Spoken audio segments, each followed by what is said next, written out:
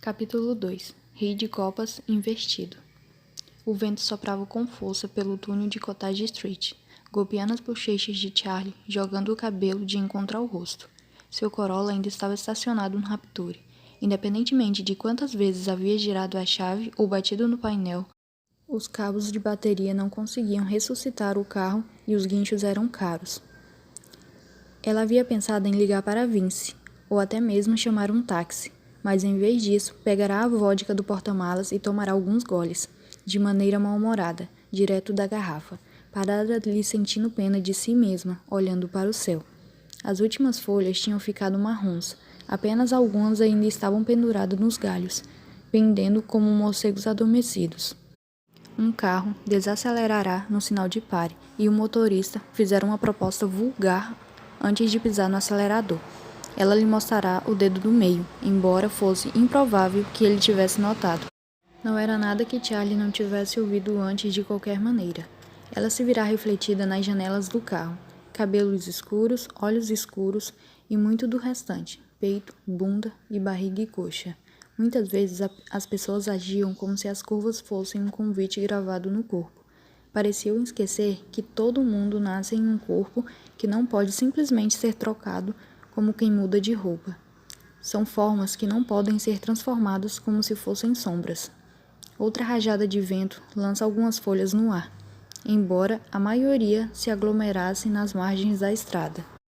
E fora então que Charlie decidirá que seria uma ótima ideia caminhar os mais de 2 quilômetros até sua casa. Afinal, era uma andadinha de nada, um passeio, ou teria sido, para alguém que não tivesse ficado em pé o dia todo e metade da noite.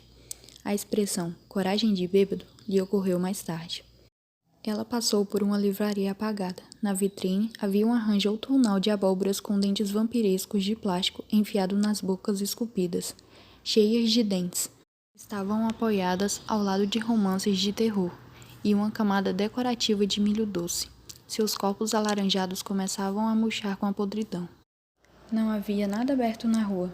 Apertando o casaco em torno de si, Charlie desejou que Amsterdam fosse como alguma das outras cidades universitárias vizinhas, Northampton ou Amherst, cheias o suficiente de estudantes bêbados tropeçando pelas ruas tardes da noite, para justificar pelo menos uma pizzaria aberta depois de os bares fecharem, ou um café aberto para os que preferiam estudar a dormir. Aquele silêncio todo lhe dava tempo demais para pensar. Sozinha na rua escura, Charlie não conseguia fugir das palavras de Dory. Mas todas essas coisas que você fez, mesmo antigamente, as coisas que as pessoas comentavam, você tem que estar com raiva de alguém. Ela chutou um pedaço solto de concreto. Quando era criança, Charlie tinha sido uma soma de cabelos pretos, olhos castanhos e mau comportamento. Ela havia se metido em um problema atrás do outro, mas, ao longo do caminho, tinha aprendido que era boa em desmontar coisas, quebra-cabeças e pessoas.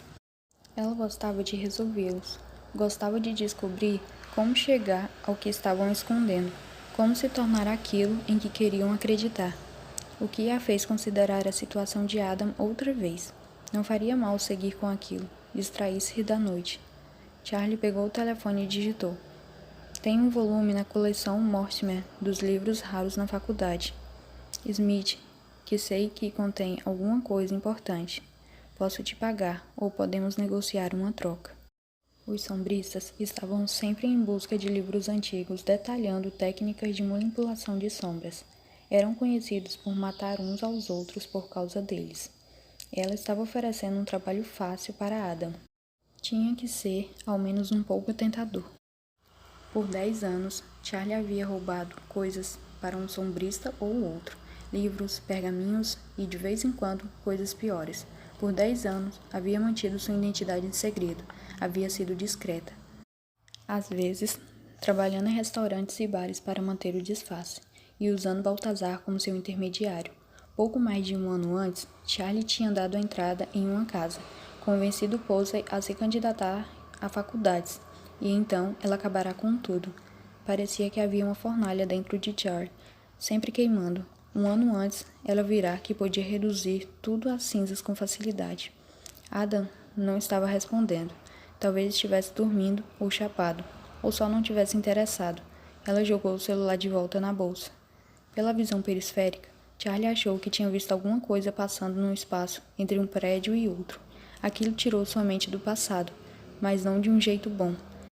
As pessoas falavam de sombras sem corpo, vagando pelo mundo do mesmo jeito que falavam da lenda de Slenderman, ou da garota com bochechas cheias de aranha.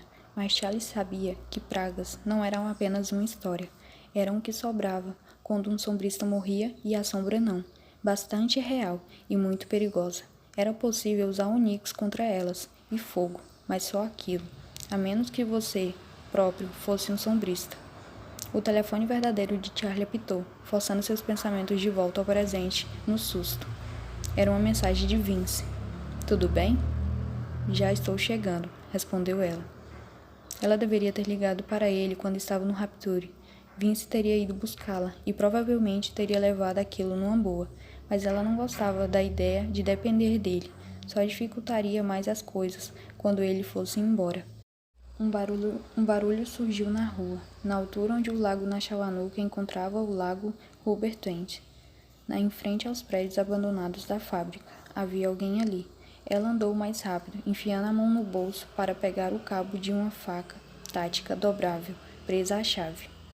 A ferramenta mantivera o fio de corte, apesar de ser usada para abrir caixas de cereais e lasca-massa de vidraceiro em janelas velhas. Charlie não tinha ideia de como usá-la para se defender, mas pelo menos era afiada e tinha um cabo de onix para esfaquear as sombras. Um lampejo de movimento atraiu seu olhar para um beco. Uma luz acesa na estrada de uma loja iluminou uma pilha de roupas manchadas, ossos brancos e uma parede salpicada de manchas pretas de sangue. Charlie parou, com os músculos tensos e o estômago se revirando. Conforme sua mente estava a compreender o novo cenário, seu cérebro ficava oferecendo alternativas para o que ela via. Um adereço descartado de uma casa mal-assombrada, um manequim, um animal. Mas não, os restos eram humanos. Carne viva exposta, dilacerada junto às roupas. Como se quem tivesse feito aquilo houvesse estado desesperado para chegar às entranhas da pessoa. Charlie se aproximou. O frio amenizava o cheiro, mas ainda havia o odor doce de repulcro no ar. O rosto do homem estava virado para o lado, os olhos vidrados e abertos. A caixa torácica fora aberta e parcialmente removida. Os ossos pálidos e irregulares se projetavam do emaranhado de carnes como um círculo de bértulas prateadas. E na parede houve um movimento outra vez. A sombra dele, que deveria estar tão imóvel quanto o cadáver, estava retalhada e flutuando na brisa, como se fosse uma roupa rasgada no varal, como se uma rajada forte pudesse libertá-la. O rosto do homem estava tão mudado pela morte que o que ela notou primeiro foram as roupas, de tweed, amassadas e um pouco sujas, como se ele tivesse vivido uma vida dura dentro delas.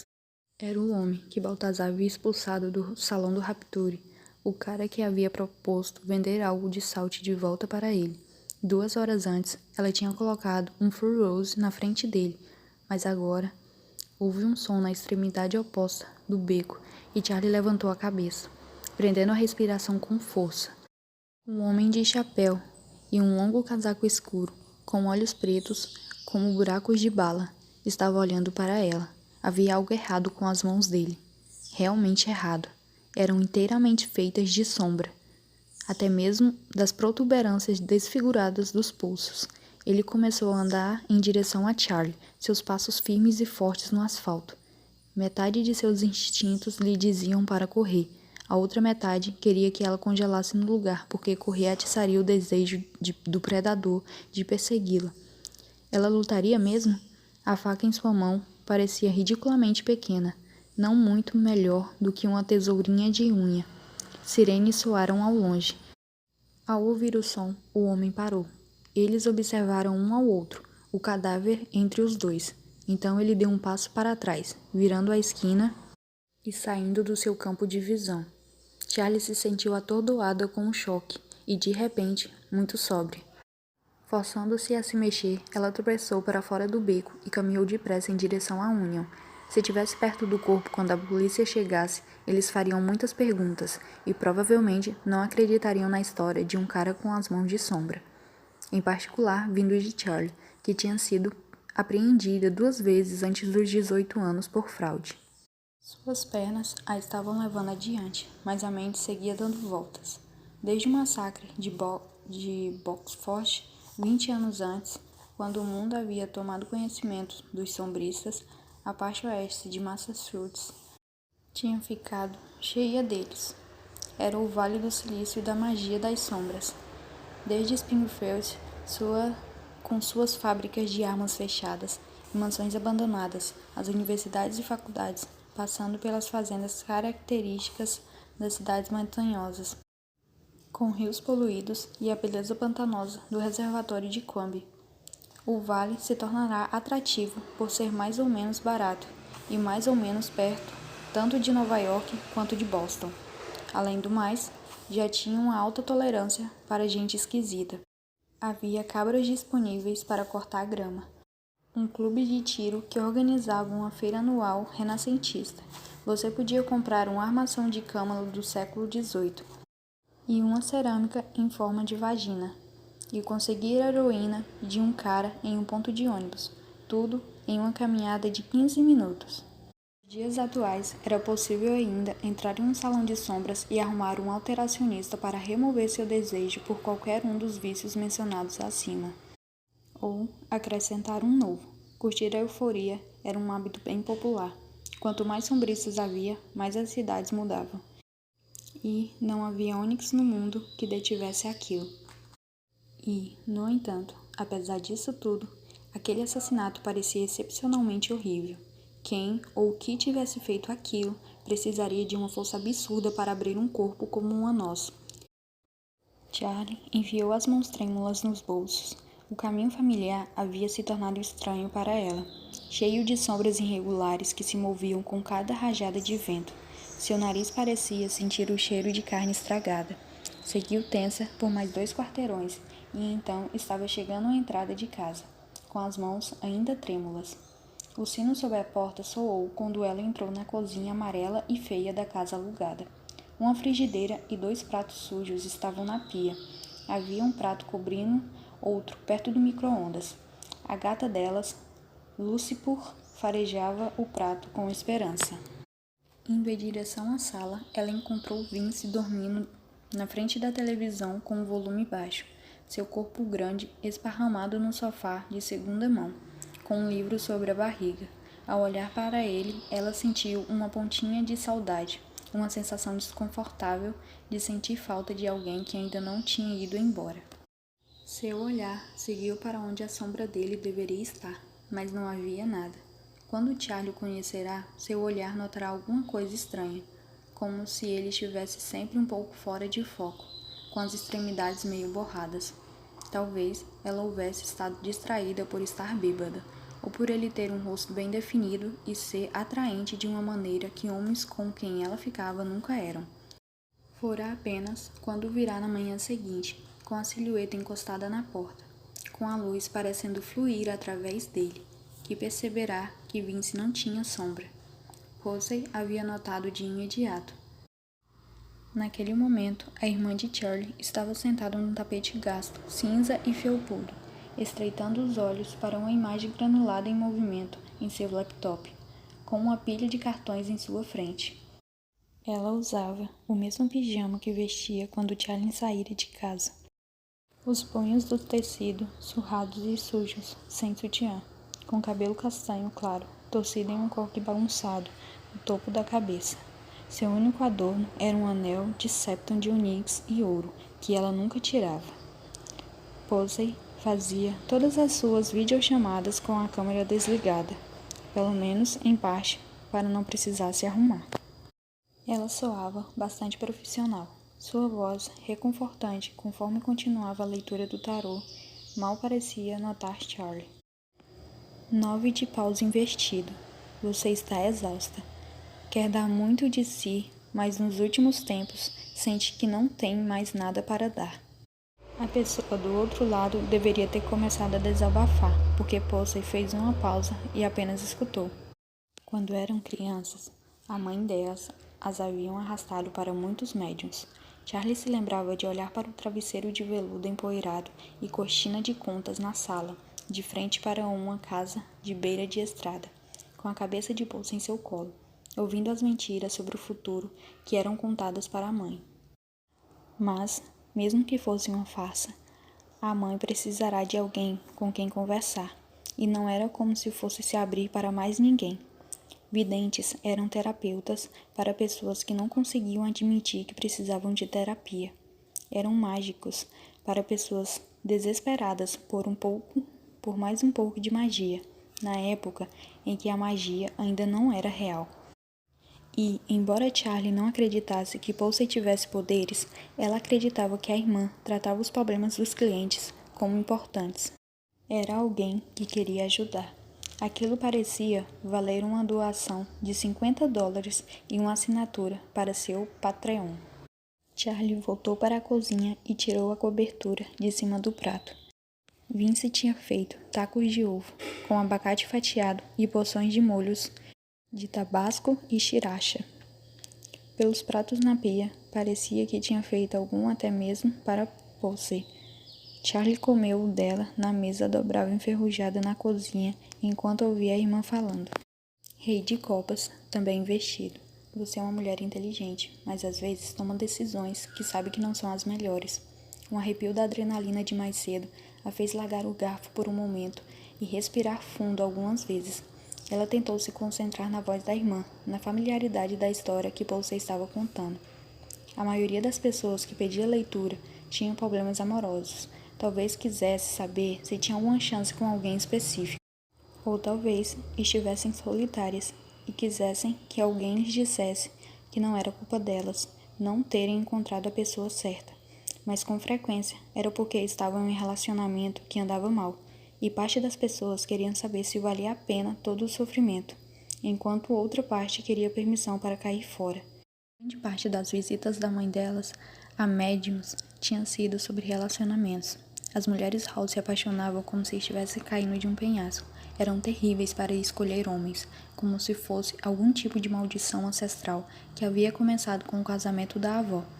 Com um cara tão horrível que ela ainda estava na prisão por atirar na nuca dele enquanto ele se sentava em sua loja assistindo a TV.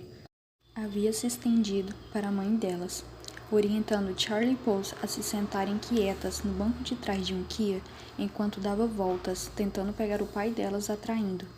Chegando a um padrasto que havia quebrado o pulso de Posey e um ex-namorado de Charlie tão desesperado para pagar uma dívida de julgo que ele a tinha convencido a fazer a declaração do imposto de renda de pessoas mortas e lhe dar o dinheiro das retribuições. Posey dizia que um cara tinha que ter um buraco na cabeça, no coração ou no bolso para que uma das mulheres Hall se apaixonasse por ele. Talvez fosse verdade. Talvez precisasse faltar alguma coisa em um homem para que Charlie sentisse que podia se jogar naquela ausência e curá-lo, como um elixir. Ou talvez fosse apenas porque ela sentia como se tivesse perdido alguma coisa também. E perda atrai perda. Vince era um cara confiável, forte, trabalhador.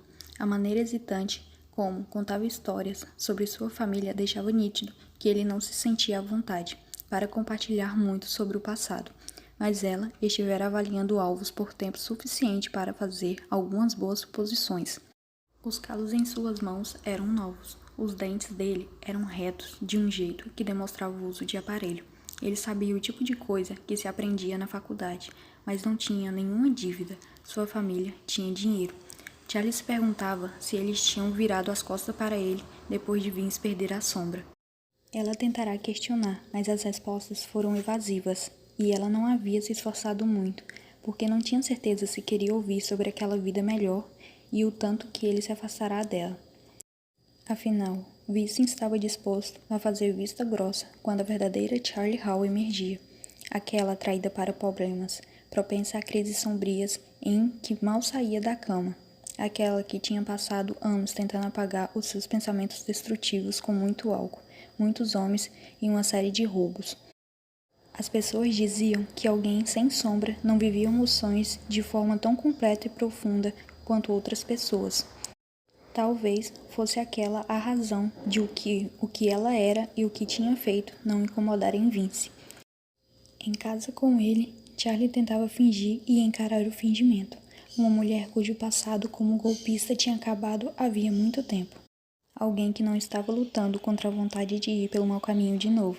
E se Vince era um pouco bom demais em ouvir, se às vezes ela suspeitava que ele pudesse identificar o lado ferido e selvagem dela querendo atacar, pelo menos ele não a afastava. Vamos, convidou Charlie, chutando a perna de Vince com o pé. Ela queria que ele fosse para a cama com ela. Precisava da respiração dele em seu cabelo, o peso do braço sobre ela para protegê-la de pensar em osso branco, sangue seco e homens com as mãos de sombra. Vince abriu os olhos, espreguiçou-se, desligou a televisão. Ele tinha aquele hábito de homens altos, de se curvar um pouco ao se levantar, como se tentasse ser menos intimidador. Viu a comida? Perguntou ele, passando por Charlie, a caminho do quarto, as pontas dos dedos deslizando pelas costas dela. Ela estremeceu com a ouvidez, inalando o perfume de alvejante que ainda estava na pele dele por causa do trabalho. Você é um cara legal, afirmou ela. Ele sorriu em resposta, confuso, mas satisfeito. Vince pagava as contas dele, tirava o lixo, era gentil com a gata, e se ele ansiava por outra vida, estava com Charlie no momento. Não importava o que havia em seu coração, tanto quanto não importava o que havia no dela.